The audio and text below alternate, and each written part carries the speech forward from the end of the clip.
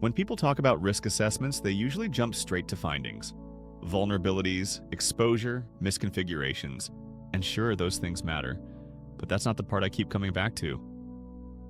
What really sticks, the thing I've seen help teams the most, is actually clarity.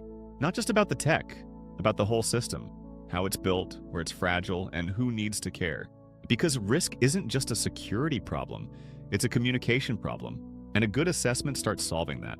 Security, engineering, execs, everyone thinks in a different language. Security teams think in terms of threat vectors. Engineers think in terms of architecture and delivery. Execs are looking at business impact. Compliance folks just want to know we're covered. The trouble is, most orgs treat those conversations like parallel threads, so the signal gets lost. Everyone's solving a different version of the problem, and no one's quite aligned. A proper risk assessment can fix that.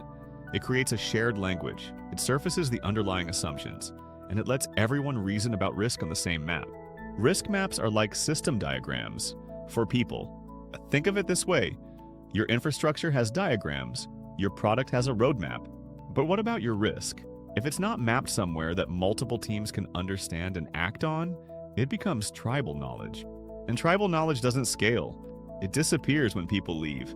When you build a risk map, you're not just doing it for security. You're building a memory system for the org, something new engineers can onboard into, something execs can use to make trade-offs, something product can use to figure out how far they can push before they break something. Better decisions come from shared context. Once you've got that shared understanding, something interesting happens. Engineers ask smarter questions about access control. Product leads start flagging risk trade-offs earlier. Security isn't fighting for attention. It's part of the decision-making loop.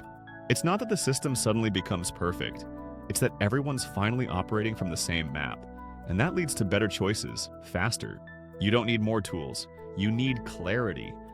A lot of teams try to solve this with more dashboards, but most of the time, you don't need more metrics. You need shared understanding. Clarity is what turns risk from a security issue into an org-wide capability. It lets you make forward-looking decisions instead of reactive ones. It gives you continuity across staff changes, and it gives you the confidence to move fast because you're not guessing where the edges are. One worthwhile question. Here's something simple I like to ask teams. What's one risk we all know exists but haven't really talked about across functions? It usually surfaces something useful. Because more often than not, the blockers aren't technical, they're organizational, and once you have the language to talk about them, you can start solving them together. That's the part of a risk assessment that tends to get overlooked, and it's probably the most valuable thing it gives you. Need help building that kind of clarity into your risk model? That's what we help with at Remote More. But whether you do it with us or not, the important part is this. Make your risk model something people can use to think better, not just another artifact to file away. That's when security starts becoming a force multiplier, not a cost center.